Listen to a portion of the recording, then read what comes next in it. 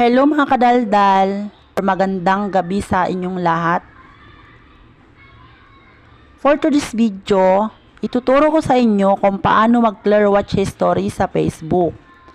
Para po, hindi po agad tayo mahuli ni Mita na nakipagresbakan tayo, kailangan po agad na i-clear watch history yung pangalan ng taong pinasok po natin.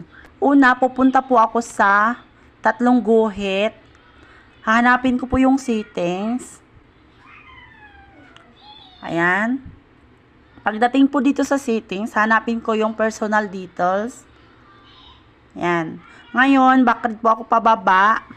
Hahanapin ko ngayon ang UR information and permission.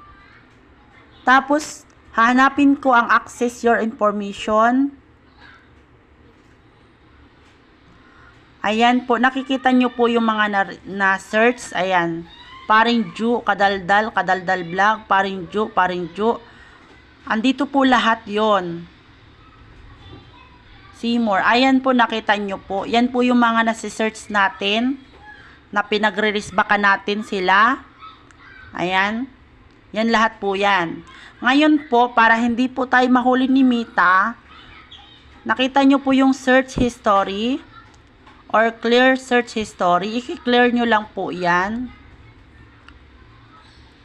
Ayan. So, wala na.